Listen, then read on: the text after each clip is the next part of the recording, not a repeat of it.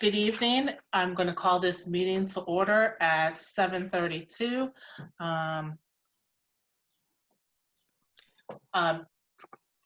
We are going to start with the pledge. Excuse me, I kind of zoned out there.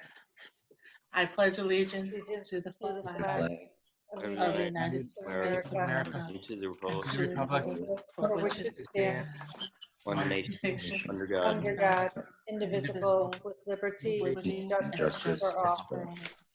Great, thank you so much. I'm going to read my spiel with regarding this remote electronic public meeting. On March 14, 2020, in response to the COVID-19 pandemic and in an effort to reduce the risk of transmission by virtue of attendance at public meetings, Governor Lamont suspended in-person open meeting requirements and permits conducting public meetings remotely by conference call, video conference, or other technology. A copy of the full text of Executive Order Number 7B1 is available for review on the Town of Monroe's website, www.monroect.org. Accordingly, the Monroe Board of Education has selected Zoom as the preferred technology application to conduct remote meetings in compliance with state law. This technology will permit up to 100 members of the public to participate in real time in the public meeting via computer, tablet, smartphone, or telephone via the access information set forth on this meeting agenda. It is highly recommended that anyone interested participant download and utilize Zoom software applications prior to the commencement of the meeting. Each meeting may have unique participation information, including access code and live link. Please be sure that you're accessing the correct information for the correct meeting. Lastly, any member of the public who desire to submit written information relative to the business set forth on the agenda may do so up to 1 hour in advance of the meeting via electronic mail to the address set forth on the meeting agenda. Notice is hereby given that this remote electronic public meeting shall, 1, permit the public to view, listen, and when permitted by the agenda and/or chairman, participate in real time in the meeting. 2, be recorded and posted to the Board of Education's website within 7 days. And 3, be made available to the public within a reasonable time. In addition to the standard parliamentary procedure as outlined on this agenda, the following special rules shall apply to all participants. Please mute your microphone so as to reduce background noise at any time you're not speaking. Prior to speaking on each occasion, each speaker shall clearly state their name and title for the record. The use of chat features are prohibited and will not be considered during the meeting if in use. Notice is hereby given that only 100 participants may access this remote electronic public meeting at any one time. Access is granted solely by Zoom technology on a first access basis and is not within the control of the Board of Education. All right, so we will do for the record our roll call. George King. Here. Shannon Monaco. Here. Alan Bagliavella. Here. Jerry Stevens. Here. Nick Kapoor. Here. Christine Casellia. Here. David Ferris. Here. And Jeff Olchino. Here. Great, thank you.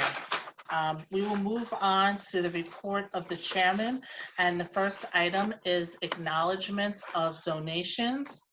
The Board of Education would like to acknowledge and express deep appreciation to the following organizations and people for their donations of goodie bags for all our seniors to enjoy. And I'm going to mess up these names. Audria Perlman from the Monroe Lions Club, Adele Buck and Mary Christian Hine from the Monroe Women's Club, and I apologize if I'm messing up your name. I don't mean to.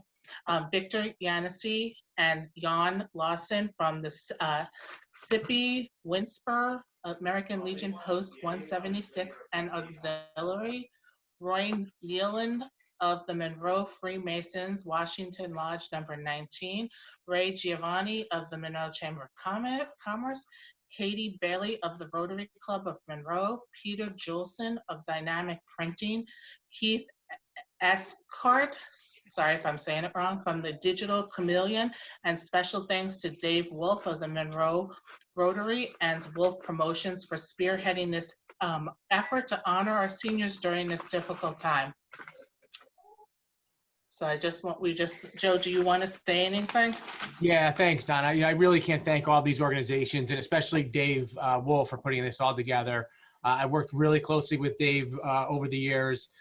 Dave has been pretty active in Rotary, and he's always been an advocate for the Monroe Public Schools. This is just another great example of Dave giving back to our community. And I want to thank all of these folks.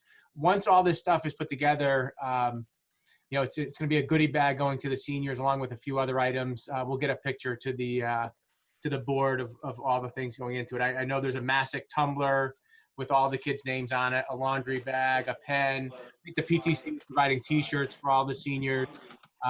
Dynamic Printers is giving a card. The Digital Chameleon's providing the banner celebrating the senior class. And I think they also went out to Verizon, who's giving every graduate a $50 gift card. So we have some great people in town, and people know that our seniors are hurting right now. So this really speaks volumes about our community, and really lends credence to the whole motto that it takes a village. It sure does. So I thank all of these people for this. I think I have a quick. I'll share a quick. These are some of the items that have come in so far. Do we want to share them, or do we want them to be surprised for the Oh, seniors? that's true. All right, yeah, don't look. I have been privileged enough to be on the emails because Dave started this whole thing with Fran Welsh and I from the Massic PTC. So we've had some sneak peeks of the items that they are given, and they are amazing. And actually Wednesday morning, the whole group of individuals are going to start stuffing the bags for pickup. So we're very fortunate that we had such an outpouring from our community, from all these organizations, to honor the graduates during this COVID situation. I mean, we really appreciate it, Dave. Thank you so much. Thank you. You can unmute, Dave, if you would like to say something.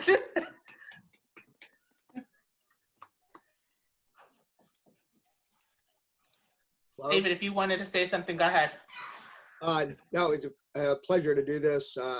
We think it may be the first time, at least in my memory, that we've had all these the community service groups in town work as one for a cause like this. And it's been a very unusual year. It's been a very special year, and we're very pleased to support Massic and the students. So. Thank you so Dave. much. Thank you. And I just want to make sure they all know that they do not need to stay on the meeting as much as they would like to. I also noticed that we're also pushing our 100 participant max. So if they want to go, they're more than free to go. So thank you all for your efforts. We've never hit the 100 before. I know. I know. Right now, our max, I don't think we've ever done that before. I know. I was watching it grow. I'm like, oh my goodness. Okay, perfect. Thank you so much. Well, we have another donation, and this one is the 2020 Weller Foundation, Inc. Excellence in Teaching Award. Is it Mackenzie Yusko? Mackenzie, am I saying that right? Yep. Yeah. Okay. Fourth grade teacher at Stephanie Elementary School. Mackenzie Yusko was selected for this award for her project titled Play to Learn, Learn to Play. The Weller Foundation, Inc. Excellence in Teaching Award, $1,000 and a certificate of honor is presented annually in recognition of the teaching quality and innovation exhibited by certified classroom teachers of grades kindergarten through 5 who have developed a successful curriculum project which was implemented in the classroom as part of the curriculum during the current or previous academic year. Joe or Bruce, are you on? Which one of you are talking about this? I could talk a little bit about this. I learned a little bit about Mackenzie's project. So Mackenzie, it's good to see you. Congratulations. Thank you. You know, part of the award is a $1,000 is presented to Mackenzie. That money is earmarked for her program, the Play to Learn and Learn to Play, which Mackenzie put together, which encourages collaboration and hands-on experiences for students to participate in STEAM activities as a way to start their day every day, giving her students a chance to build, problem solve, create, work together, and have fun. So once again, Mackenzie, sounds like an awesome project, and congratulations. Thank you so much. Can I chime in on that, Donna? Sorry, I forgot I muted myself. Yes, Bruce, thank you. Please go ahead. Thank you. Thank you for the time from the board. And I just want to congratulate Mackenzie. From the moment we interviewed her 2 years ago, we knew she was going to be a superstar. And she's been better than what we expected. She started in second grade and went to fourth grade this year. And my only hope would be that the board would get a chance to walk into her classroom one morning at 9 o'clock and experience STEAM for yourself, because it's a unique way of learning. The kids are having fun, working collaboratively, and they're learning at the same time, but don't tell them I said that. Okay, but congratulations to Mackenzie. And again, she's a superstar, and I just look for her continued growth over the years. So thank you to the board, and congratulations to Mackenzie. Thank you so Excellent. much. Good job, Mackenzie. Thank you. Yeah, that sounds awesome. And hopefully in the fall, we'll get a chance to maybe one day at 9 a.m. walk into your classroom and see teaching going on, knock on wood. Thank you. All right. We will move on to the consent agenda. Do I have a motion to approve? So moved. All right, and I see Nick with his hands up. So I have a motion by Shannon, a second by Nick. Joe, would you like to talk about items under C and D, please? Yes, absolutely. Thanks. Thank you, Donna. First, under C, I just wanted to recognize the years of service of our retirees. We have 3 on the agenda for tonight. Jean Herring is a career teacher at Fawn Hollow, 28 years, where she's taught both kindergarten and reading recovery there her whole career. To congratulate Nancy Mazzicola, who has spent over 25 years in the Monroe Public Schools as a secretary, starting her career at Chalk Hill before moving over to central office around year 2000. So about 20 years here at central office with us.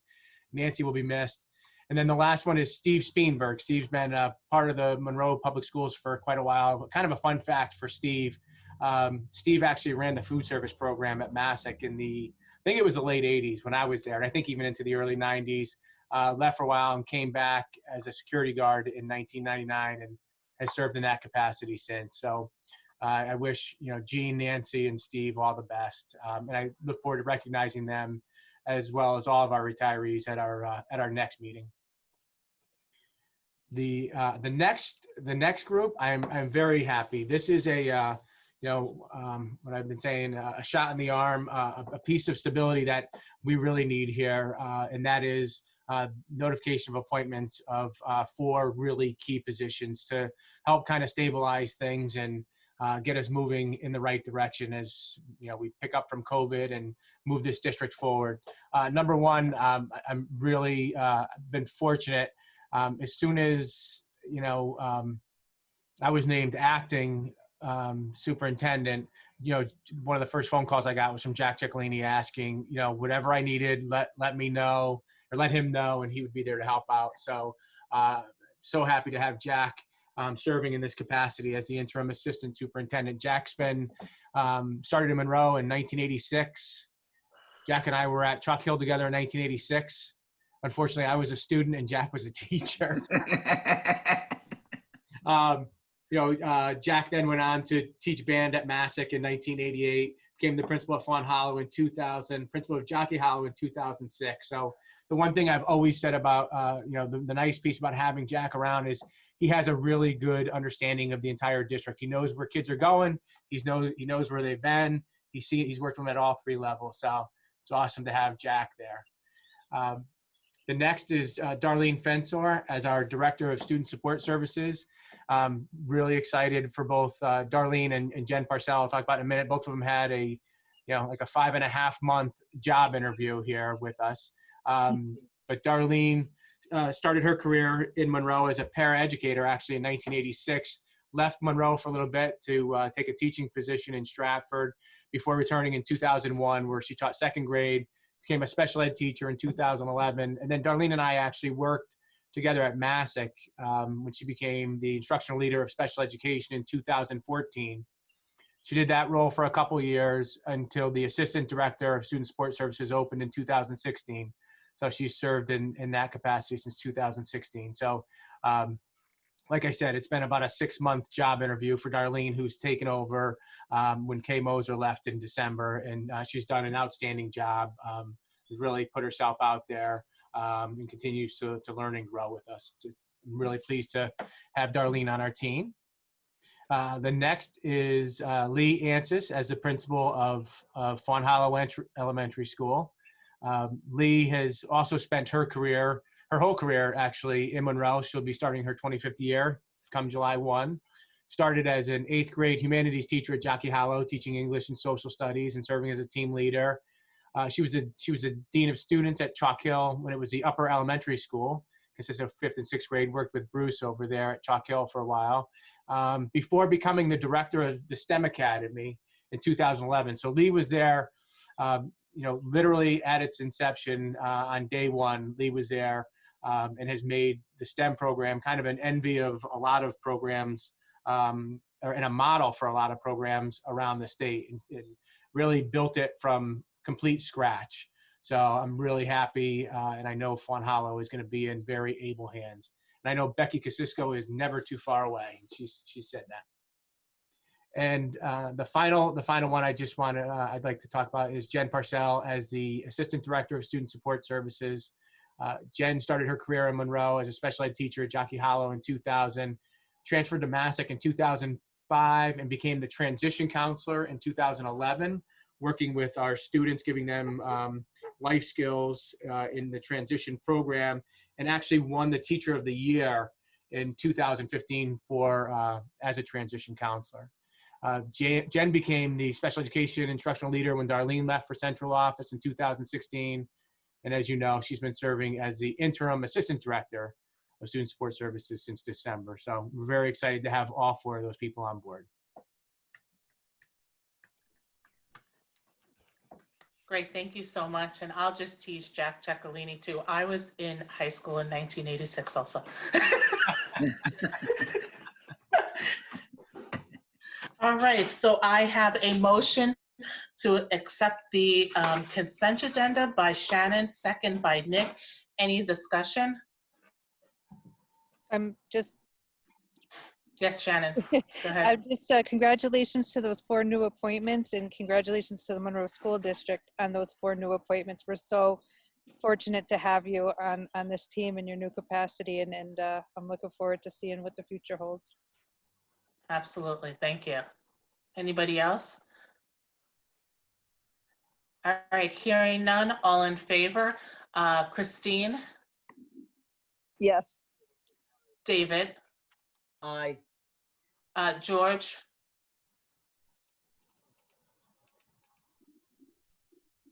All right. Jeff? Aye. Jerry? Aye. Nick? Aye. Alan? Aye. Shannon? Aye. I'm an aye. Did I miss anybody? Sorry, I'm just going across the screen as I see your faces. All right, hearing none, motion passes. Congratulations, everybody. We appreciate it. Great job. Yes. Awesome. Next item is our reports of our committees and liaisons. Does anybody have any reports tonight? And we don't have our Massac reps on, but the school year is winding down and we honored them last week. Do anybody have anything tonight for us? David? Hi, Donna. Safety committee met last Thursday, obviously Zoom like this. And the major focus was COVID and the return to school, summer camps, summer school. and plans, guidance from the state, conflicts and guidance from the state, and how the team's going to put that all together. So it was a very good discussion. No votes, but a lot of good work by our people moving towards figuring out where we're going in the fall specifically. I always mute myself and forget I'm on mute. Great, thank you. Joe, our transition team is up and going, right, for the fall? We have a group together. We're just waiting for some direction from the state. We're gonna get that rolling now. Our staff is actually, the principals have all sent surveys to their school communities to try to get feedback from both students, parents, and teachers to find out, what worked well, what didn't work well. If we're in any kind of distance learning mode in the fall, how are we best going to do that? So yeah, we are starting that work now. Great, thank you so much. Does anybody else have any committee reports this evening? All right, hearing none, we will move on to public participation. The way it works, for those who are not familiar with it, if you'd like to speak, just unmute yourself, state your name, and then mute yourself back up. And then when we call upon you, you will unmute, state your name and address for the record, and then you can make your comment.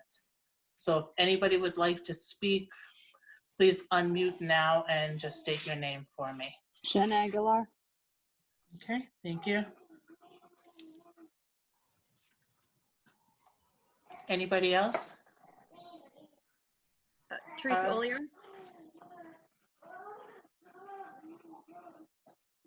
Okay, anybody else? All right, hearing none. Jen Aguilar, you are first. Hi, everybody. Welcome to the end of the year. Sorry, I'm not on video because I've spent the day cleaning. I just wanted to, I think this is your last board meeting, but I just wanted to, no, it's not. I hear that. No, we still have another one, at least one more, if possibly and more than that, but at least one more. Okay, thank you. Well, I'll take this opportunity anyway to congratulate everybody on Mr. Ciccolini and everybody else on their new positions. And I also wanted to congratulate all the retirees, and I wanted to say a special congratulations to Becky Kosisko. I was PTO president with Becky, and it was such an enjoyable experience, and you were such a great principal. I know from word of mouth you were such a great educator, and I just want to thank you for everything you've done for the Fawn Hollow community throughout the years. Thank you so much, Becky. That's it. Thanks, everybody. Thank you, Jen. And so just so I say this, so I'm not remiss in saying it, our next meeting, we will be honoring our retirees. Usually we honor them the first meeting in June, but because of everything that's going on, unfortunately, we will not be able to have the little reception we normally do before our board meeting, but we'll be honoring all the retirees next week, just so that everybody is aware, so that, not next week, but our next meeting, just so everybody is aware so that they can join us. Okay, Therese, thanks, Donna. no problem, Jen. Thank you. Thank you for those great comments. And Becky will be surely missed. Teresa, you are next.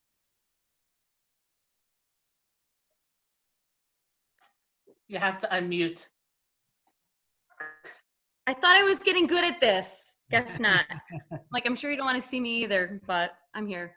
I want to say the same thing that Jen said, and congratulations to everybody, new positions, and also those who are going to sit back and relax a little bit too for retiring.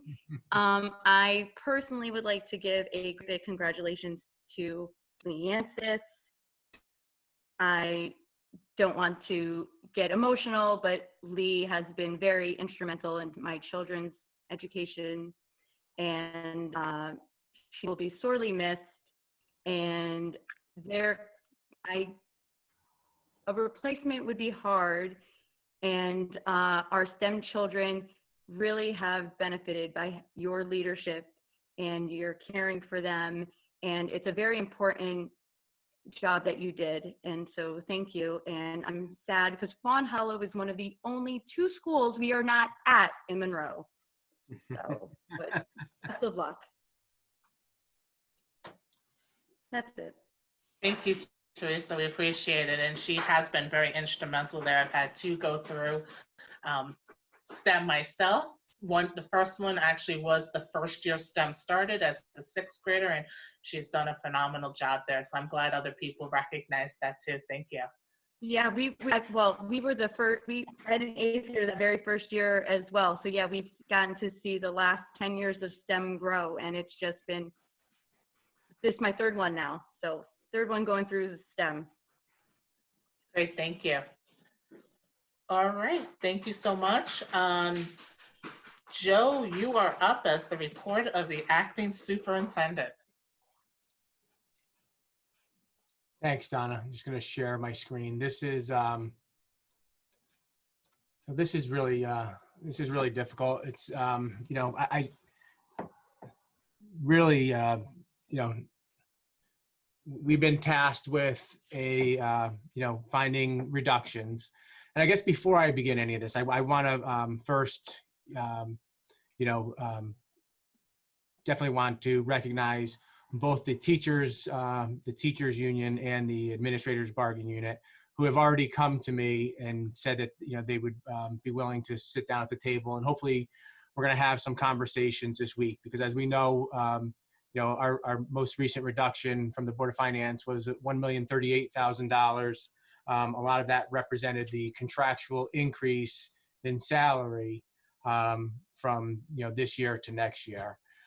So that was the kind of the target that we've been trying to hit. And as you know, trying to get to that number, you know, is going to be extremely difficult. So, you know, I don't take any pride in sharing these reductions tonight, because I think these are, you know, every one of them is going to be difficult for us to recover from. But you know, at the end of the day, we have to make these tough decisions as an administration and as a Board of Education. And so, you know, these are the reductions as they stand today.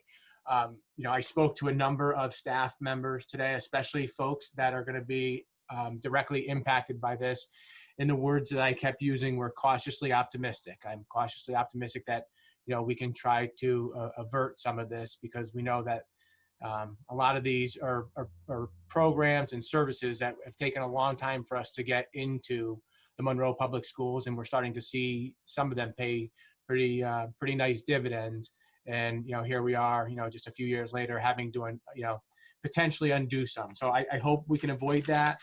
And again, I can't say enough what great partners both the teachers and administrators have been in this. And I'm anticipating, you know, hearing back from other groups as well. But those were the first 2 that, you know, that have gotten back to us. Joe, can I just interrupt you? Yes. Just so that everybody is aware, this is not the full reduction.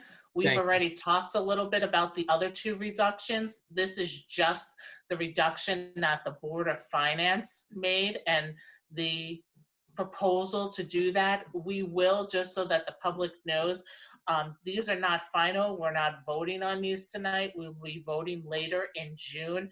And when we vote in later in June, it will be the entire roughly $2 million reduction with every single item on it. Just because we talked about it previously, we have not officially voted on anything. That will happen either at our next meeting or at a special meeting before the end of June, once we have everything finalized. Sorry, Joe, I just want to make sure everybody knew that. No, I'm glad. Yeah, this just represents, yeah, the reduction, the most recent reduction from the Board of Finance to the tune of $1,038,000. So, so I'll just go through them. The ones in the top. You know, obviously, as we did this, you know, we were trying to keep. You know, we are trying to keep cuts, as we have done in the first $500,000, the second $500,000, and now this $1 million, trying to keep the impact as far away from kids as possible. But, you know, it gets to a point where, you know, that becomes impossible. So, so here's where we stand right now. So the target we were shooting for, that $1,038,898, We did have a little bit of excess from our previous reduction of about 13,504, so we applied that. We know that we were going to have some insurance savings. We had budgeted for a 6.5% increase. I'm sorry, a 10% increase in medical and dental insurance from the state partnership plan. The rates have come back at about 6.5%. So we know we're going to have a little bit of savings there. So we factored that in. Want to recognize Paul Course for some work that he did with our copier lease. And it appears as though we're going to have some savings with both the reduction in the lease as well as some toner savings, because we're going to be able to increase some copiers around the district and remove printers from classrooms, saving quite a bit of money in toner. Now we start getting into some programming. The first is, we looked at increasing the surcharges at the high school from $250 to $300, probably high school and middle school, from $250 to $300. We know that there is a point of diminishing returns when we increase the surcharges too much. Years ago, those surcharges went up to $390, and when they did, we lost a lot of participation in student athletes. So you lose student participation, you also lose the revenue generated from the surcharges. So there's a really fine balancing point there with that. The next one is really tied to a culinary cut that I'll talk to down below. We are looking at eliminating an administrator system-wide. We have some, once the dust kind of settles, we will determine how best to reallocate. And that's, we talk about reallocating a lot with our staff here, both administrative and teaching. We're going to have to really look at how our administrative unit is set up and reallocate folks a little bit differently to realize that savings of $130,000. Now we start getting into the clubs, both the middle school and high school. We have a number of clubs that meet with students, usually weekly or bi-weekly. And we looked at eliminating, I don't have the exact number of stipends off the top of my head, but it was about, I think, approximately $50,000 at the high school and about $40,000 at the middle school. The next, it gets really difficult, and these are really difficult conversations to have with staff today, but other places to look at, in order to get to that $1,038,000, there was going to be an impact on staffing. So one of the proposals right now has us eliminating the marketing program at the high school.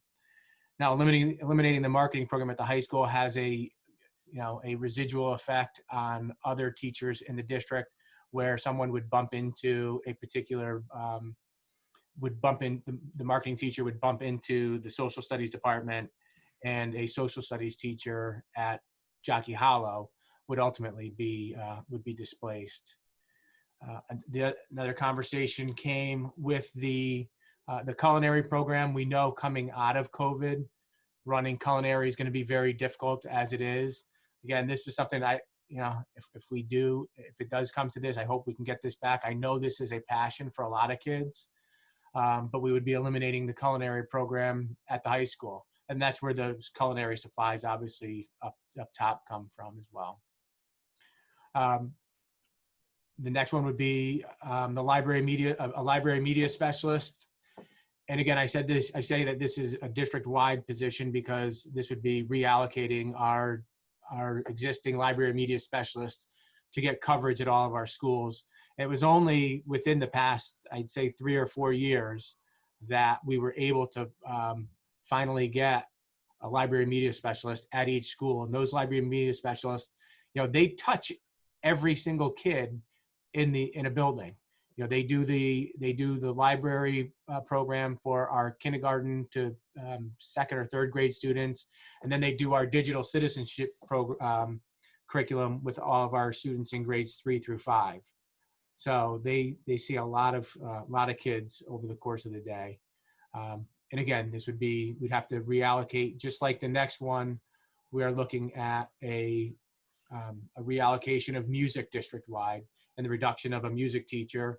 Probably the most immediate impact this would have would be the elimination of grade 5 band and strings. We've seen, we know that this was a program that we fought long and hard to get. We finally got it about 5 years ago. We are starting to see the residuals of that in the fact that our band program at the high school is starting to tick back up again. So it would be it would be a shame to lose this and lose the momentum that we've gained there. And again, this is for some kids, things like marketing, culinary, the library, music, those are their passions. That's what they're those are the things that are fun and get them to school every day. The last piece on here is really taking a look at our reading staff right now and eliminating 4 reading teachers. And this would have the residual effect of bumping most of those, or all of those teachers have certification in elementary school as well. And it would lead to a bumping process that would remove a few teachers from the elementary school, particularly Fawn Hollow. So that's where we are right now. That gets us to $1,040,000. As I said when I started this, it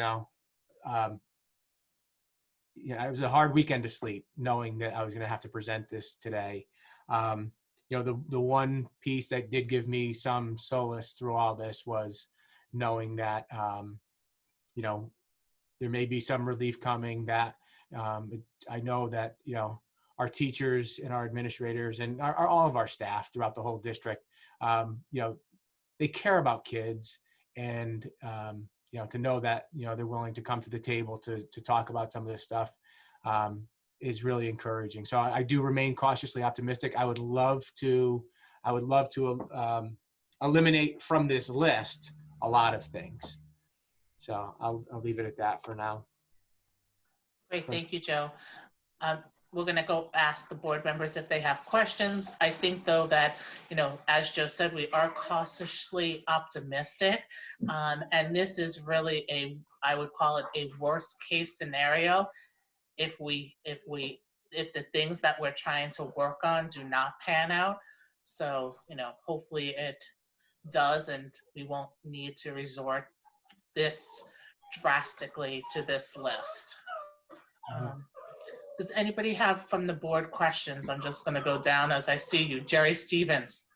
No questions, just a comment if I may. I know Yes. one of us that like this, and I want everybody out there to know we're working very hard not to try to look at this, not to have this happen. So, I appreciate everything. I know it's a lot of hard work, and thank you. Great, thank you, Jerry. And what you said is exactly right. We are working really hard so that we don't have to make this a lot of these items that are on here. David? No questions. I think the same comment from Jerry. None of these are easy. None of these are good. They have to be done. And I'm really hopeful that all of our 7 unions will help us through this. That's it. Yes. Alan? Just a comment about the reading teachers. Who's going to do the reading interventions at the elementary schools if they're eliminated? It's a good question. There's more than 4 reading teachers. Sheila, I think you have the number right off the top of your head. I want to say there are 11. I think there's 11 at the elementary level right now and 2 at the middle school level. So it's, a lot of that work is going to, again, we talk about reallocation, but we're not going to get as much of the individualized attention as we would like to have on them. Are those numbers right, Sheila? Yes. I think there's 3 at Monroe, 4 at Fawn Hollow, 4 at Stepney, and 2 at Jockey Hollow. Correct. And Alan, do you have anything else? We're going to have to rely really heavily on the reading consultants to help allocate allocate that. And we're going to have to rely on other staff to help with this. And we're going to have to do professional development to get staff to, when they have what they call at the elementary school, I know I've talked about it at previous meetings, their win time, which stands for what you need now, which is kind of an intervention period, remediation and enrichment for students, getting a lot of folks up to speed to be able to provide some instruction in those areas. And just with regards to band and strings, what do similar towns, what grade do similar towns offer this in? Does it start in like 3rd grade, or when is it typically started? I'd have to get that for you, Jack, unless someone else on here knows, the typical time that band and string starts. I'd have to research that a little bit. I can speak in generalities, Joe. It's not uncommon to start strings in 4th grade. There are even some districts that start strings in 3rd grade. It's also typical in many districts that strings will start a year prior to the start of wind and percussion instruments. So if you start your strings program in 4th grade, you would begin might begin your band program in 5th. That's a very, very typical approach. Okay. Thank you. Thanks. Alan, did you have anything else? That's it. Okay, perfect. Nick? Yes, I just wanted to say, when we were going through the budget process, a lot of the board members, including myself, I might have been the most vocal one, talking about a plan. And I want to echo what Jerry said, in that I appreciate the hard work, Joe, and the administrative team, because what you've done is you have presented us with a plan. There is a structure, there is a logic. We might not like it, but the money does have to come from somewhere, and you've presented us with something that we can work with. So I think that is a great starting point to have these really, really difficult discussions. And the second thing I would say is that in this plan that we're looking at on the screen, and the other cuts that we have to discuss when we discuss these cuts all together, is that I think that our administrative team in Monroe, I know everyone can say they did the hard work, and they did, but I feel personally, we got very creative with some of these things relative to some of our neighboring districts. I mean, if you look at some of the news articles on Trumbull or Shelton or some districts in the region, and the reduction in teachers that are being discussed, I think if you look here in Monroe, trying to redo the copier lease and the toner, that's something that's a little bit creative. The insurance savings, we have money coming from the CARES Act. There's certain things that we're picking from that are creative in their ability to reduce our deficit in the current year and have to deal with these really, really deep cuts. And so if you look at us relative to other districts, I really, really want to say that the plan that we have in front of us, the structure, it's awful, it's terrible. The fact that this is worst case and that we're cautiously optimistic as we continue to talk to the unions really gives me hope. And so I'm hoping that some of these things can come back and they don't make our final list, but we've been able to be a little bit more creative. And I'm just happy that, I'm not happy at all. I shouldn't say that word. I'm disappointed in the cuts, but the structure that we have is someplace where we can build on. And I'm hoping it doesn't take 3 and 4 and 5 years for some of these things to come back, because people look after, a Monroe education is sought after, and we need to make sure it stays that way. So thank you again for all your hard work. Thank you, Donna. Thank you, Nick. I agree with you and echo that. I appreciate those are good sentiments. I think that the majority of the board feel. Christine. Sorry, I couldn't find mute. Don't worry, I have that problem all the time. Right. No, I mean, everyone's saying exactly how I feel. Not one of these are good. Stinks. I mean, oh. I don't really have much to say because it really, I hate looking at this list and seeing all these cuts on here. Me too.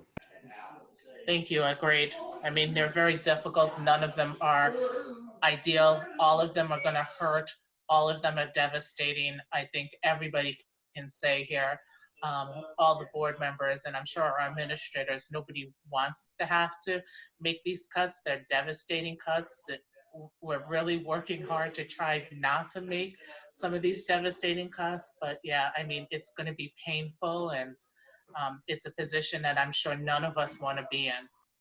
At least I can say for myself, as Joe gets my calls in the morning when I'm up late at night and not sleeping and I'm thinking different things, and I'm like, Joe, and I call him in the morning, Joe, what about X, Y, and Z? So, and he still answers the phone in the mornings when I call, because he, knowing that I'm going to be hitting him with different things. But as Joe says, these things at least keep me up at night also. Next, Jeff. No comments. All right, George. Yeah, I think, obviously I'll echo some concerns of other folks. I think that the 4 reading teachers, the marketing, and the culinary cuts are the ones that speak most true to me. I think that those are ones that we need to look at and perhaps reevaluate if at all possible. And I know Joe and staff are really at the most viable pieces of the budget to cut. But the elimination of those areas, I think, are the most concerning to me. And if there's anything that we can double back on and try to look at if there's other opportunities, then we do so. Those ones specifically speak to me like we're doing ourselves a big disservice. Not that the other ones on this list are any less detrimental. They all are, but those are the ones that I think that are the most. So that's my opinion. And if the team could reevaluate those particular cuts, that's where I would like them to look at. Great, thank you so much. And Shannon.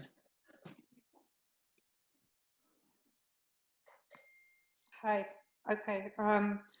I don't like looking at this list either. I appreciate everybody's hard work, and my fellow administrators and my fellow board members trying to look outside the box and find creative ways to not touch kids. And with this amount of money, it comes down to it is. And hopefully we don't have to do. Hopefully it doesn't come to this. And that's it. None of us. I think none of us here on this call today want to see this. Agreed, thank you. I guess, Joe, you can continue on. Okay. And thanks. I saw that Lisa, I think it was Lisa Holman, popped in and gave us a little historicals on the in the chat. Gave with string used to start in grade 4 and band in grade 5, I guess many years ago.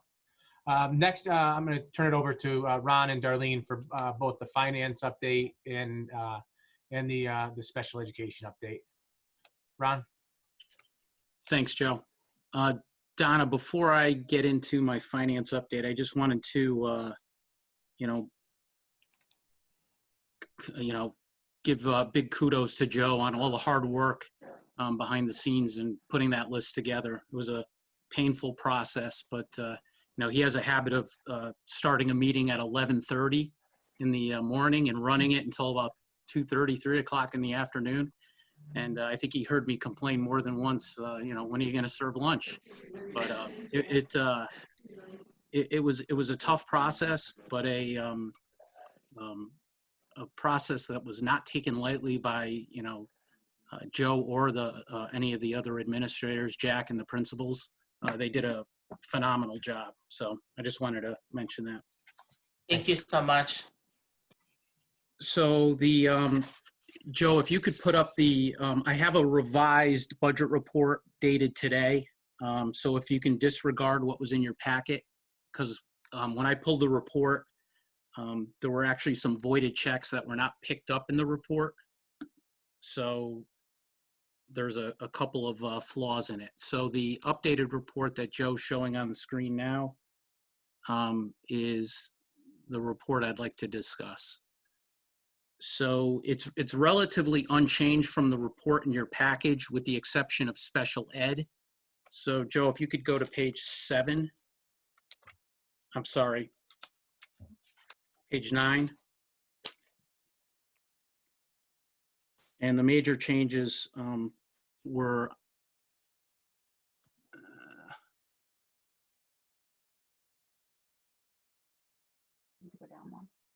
so if you could scroll down a little bit. Yeah, so it's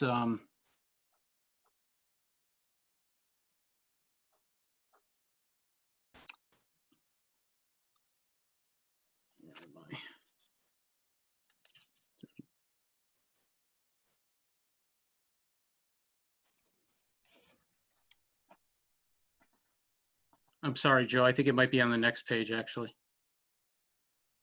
There we go. So the transportation line changed from your copy, as did the tuition private. And there were, again, there were some voided checks in the tuition private line that were not picked up.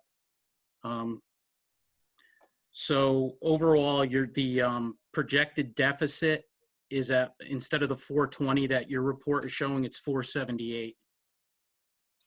And that's where the majority of the difference was there. Now, comparing it from 2 weeks ago, that is about $78,000 higher than 2 weeks ago. And the error, not error, but the updated projection there was in the MASIC stipends.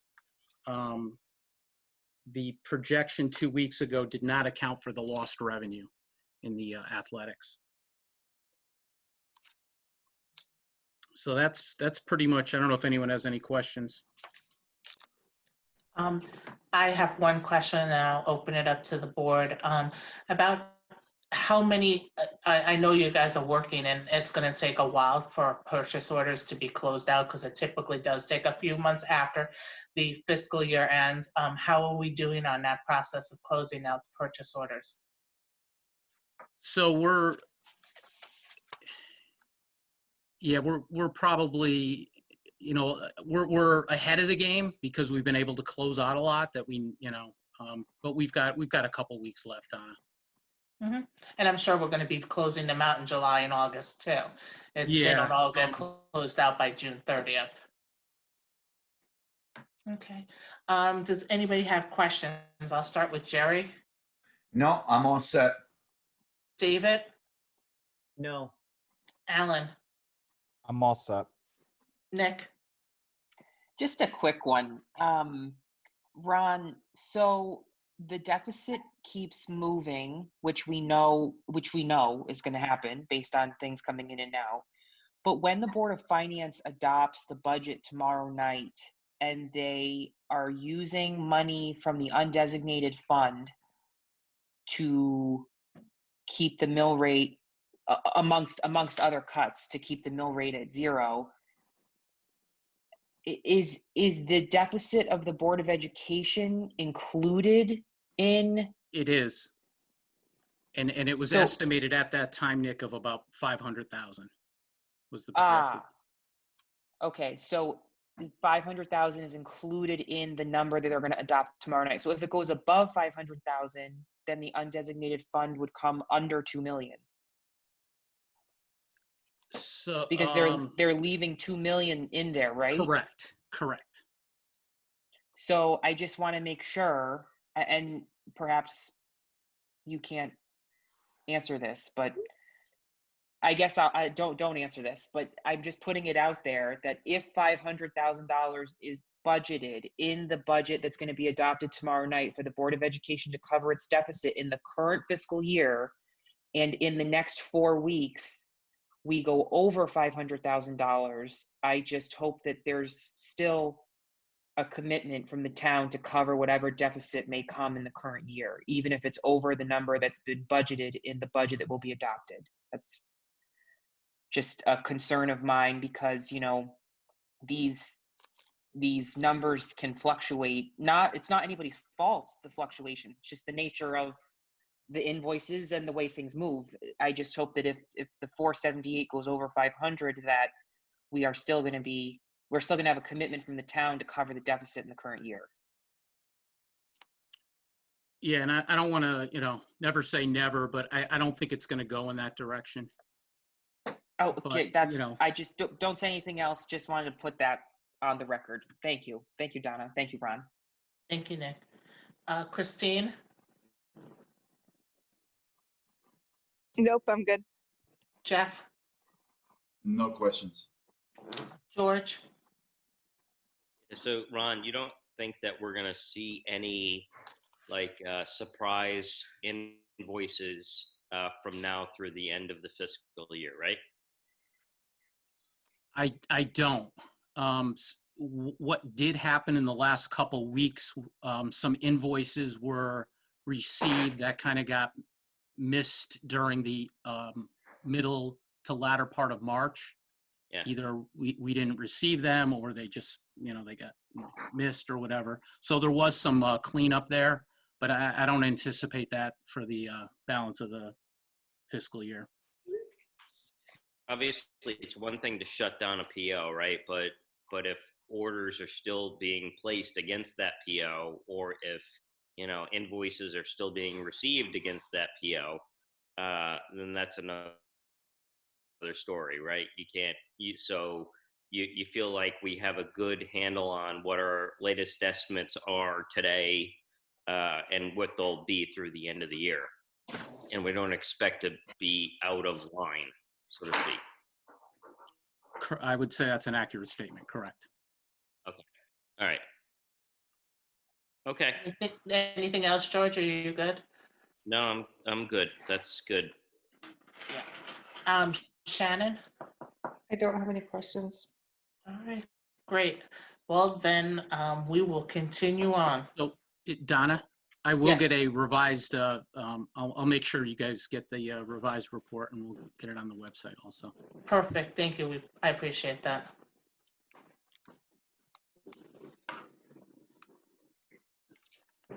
Ron, do you want to talk through the special year-to-date report as well? Actually, I'll let Darlene if, I don't think there's really much to say because No. Month over month, there really weren't any significant changes. Yeah, if you look at the month from when Ron reported 2 weeks ago to now, there are some minor changes, and as Ron said, you know, as we continue to close purchase orders, there's just these minor adjustments. The biggest one being in transportation. We did finish the negotiations with CTS. They came in at a little bit higher than the other transportation companies, but we are, you know, we did finish that negotiation with them. Really, very few changes in special ed this reporting period. Anything else, Ron? No. No, Darlene. Okay. Then Joe, can you bring up the enrollment?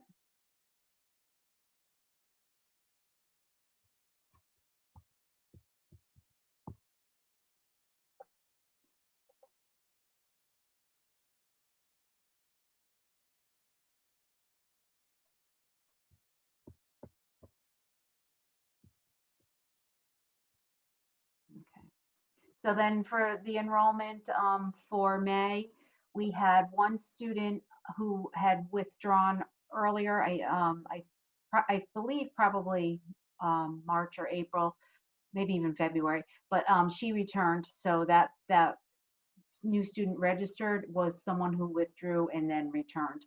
And then we had 3 children withdraw this month, and 2 of them were students who have moved.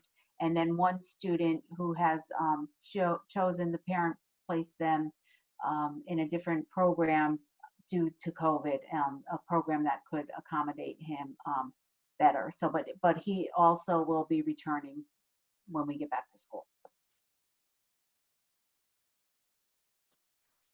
Thank you, Darlene. Does anybody have any questions for Darlene about either the enrollments or the financials? I'll just go down the list. Jerry? Nope. Thank you. David? No, thank you. Alan? No, I'm good.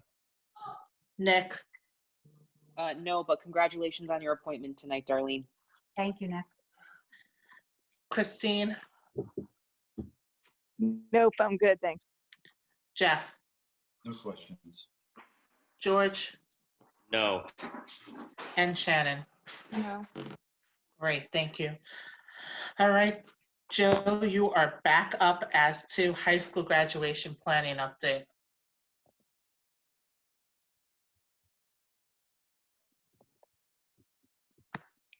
Joe, you're on mute.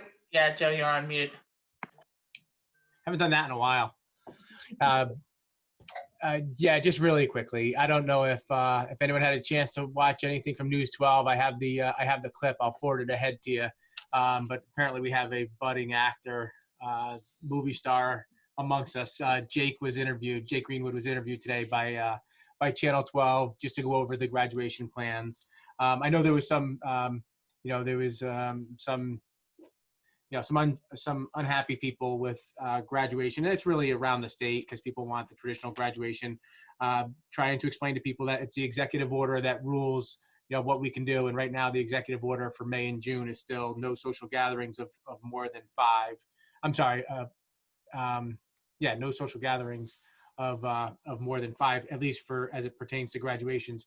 I did hear from the commissioner that is going to be extended to 150 come July. But I don't see it, still being, and that would be 150 total. So that would be, students, parents, everything else. So we are moving forward with our plans for June 12th. Jake did a great job outlining those plans today on TV. But basically, what's going to happen is the kids are going to meet. We're going to pre-record the ceremony, the student speeches, the adult speeches. The kids are going to watch, the kids and their families and staff can watch those, I believe, starting at noon. And then starting at 2 o'clock, students are going to sign up in waves. And they're going to report to the Fireman's Field, where they will then kind of parade down Route 111, come up the driveway with the guard shack, get out of their car, walk across the stage, get their diplomas, have a picture taken, get back in their car, and then a whole bunch of folks, most notably the PTC and the staff, are going to have a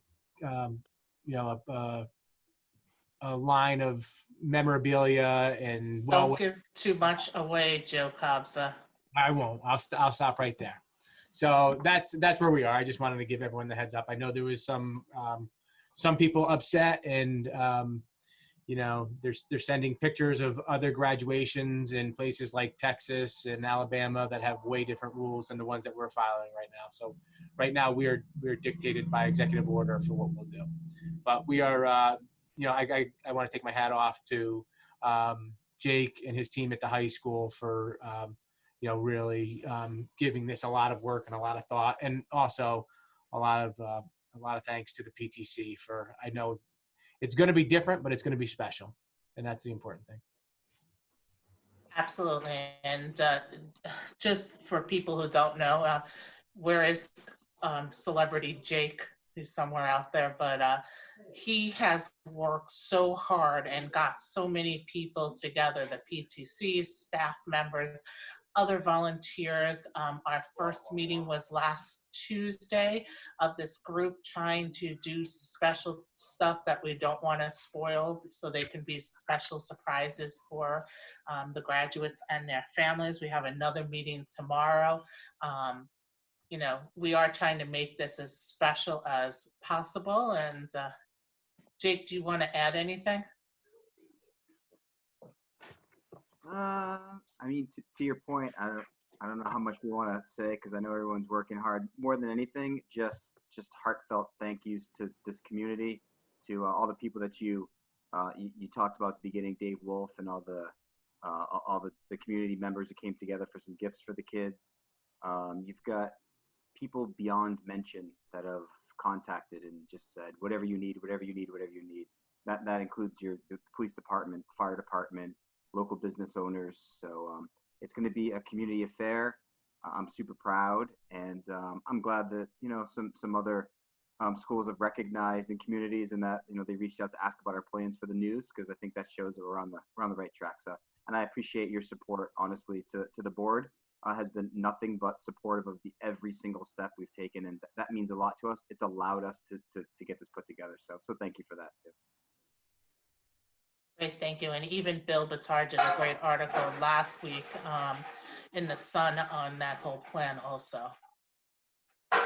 Joe, do you have anything else? Because you did already cover D, the SPED enrollment data. Do you have anything else? Nope, that's it. Does anybody have any questions for Joe before we move on that maybe we did not cover? Jerry? No, all set. Thank you.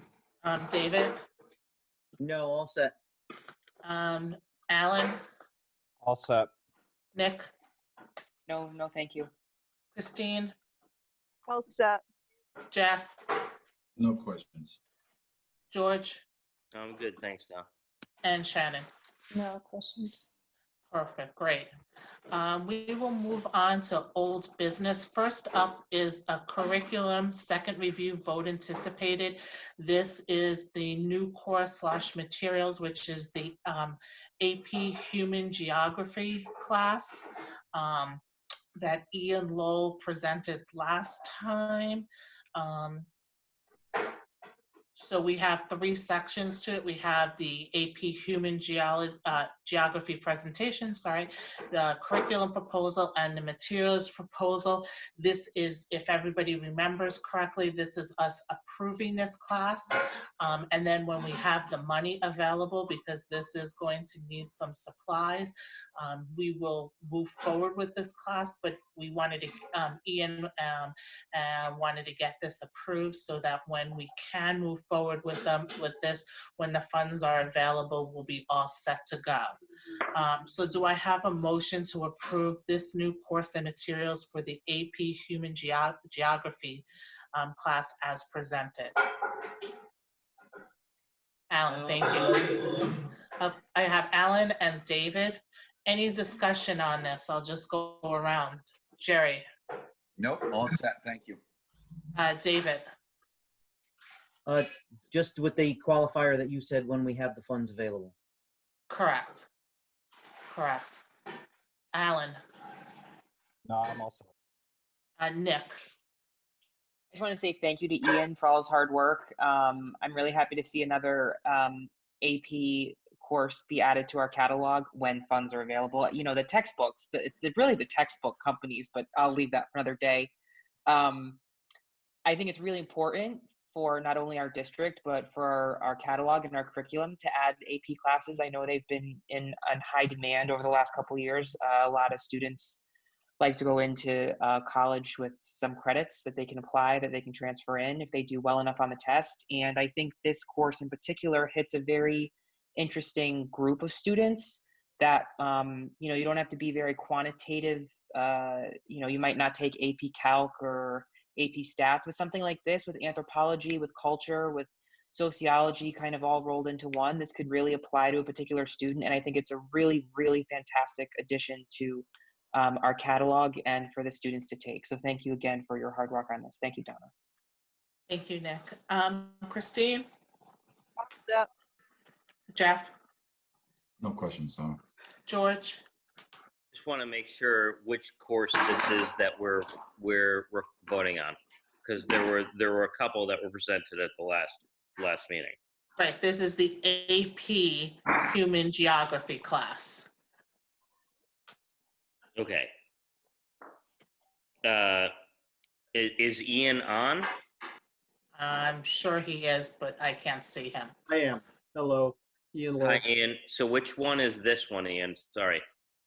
So this is the human geography course. That's the whole curriculum is basically dictated by the College Board for the AP. So this is this is not I presented 2 courses. One was Diverse Voices in American History. That was a course we had a bit more discussion about. And that's the course we've talked about a little bit more at length offline. This is the other course, the AP Human Geography course, basically dictated by the College Board. Okay, thanks. No question, Donna. And Shannon. No questions. All right, then I have a motion by Alan and a second by David to approve the new course and materials for AP Human Geography. All in favor? Jerry? Aye. David? Aye. Alan? Aye. Nick?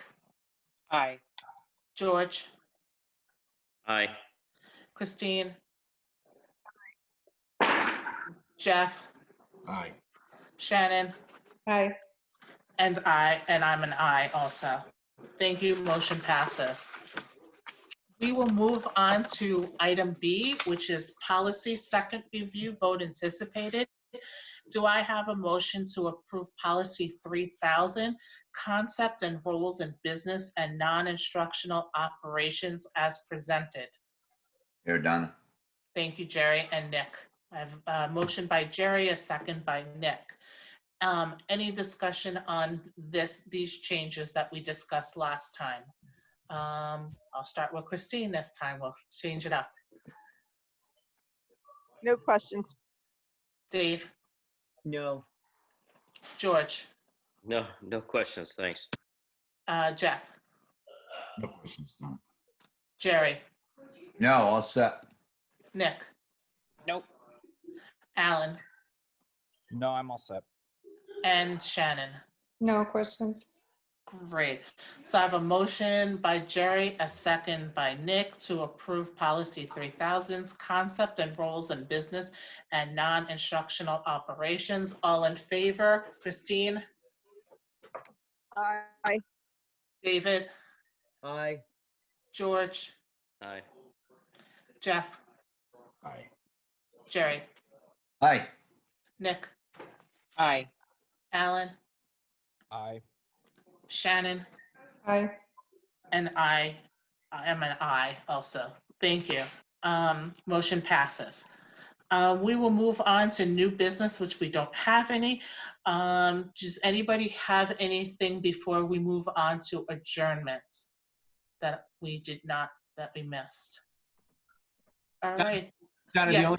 the only thing I would just I would want to just say is we should I don't know if we want to establish the next meeting date, and normally it would be 2 weeks from now, but to try to get a little bit better ideas of our fiscal situation, maybe June 22nd would be better to give Ron. It would be after the last teacher's paycheck, so to help Ron out Probably. to get us. Yeah.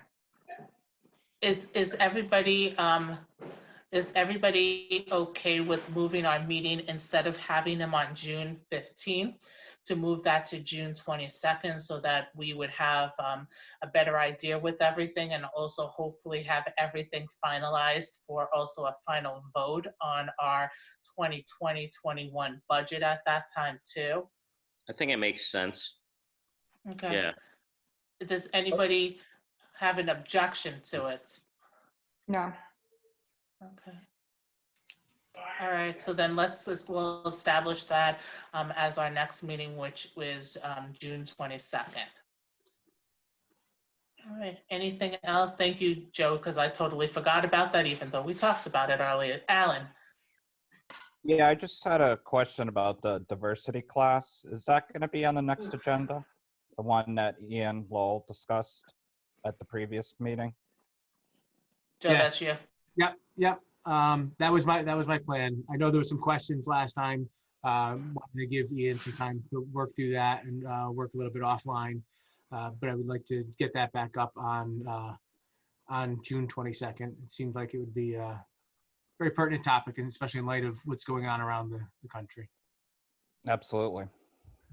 All right. Anybody else? All right. Do I have a motion to adjourn? Here. Thank you, Jerry. Do I have a second? Second, I'm sorry. Second, Shannon. Thank you, Shannon. All right, and all in favor, Christine? Dave? Aye. George? Oh. I apologize, my family is saying aye in the background to end the meetings. I'm sorry, so Dave, you already went, George? Aye. Jeff? Aye. Jerry? Aye. Nick? Aye. Alan? Aye. Shannon? Aye. And I'm an aye too. Thank you, everybody, so much, and we will reconvene on the 22nd. Good night. Good night, all.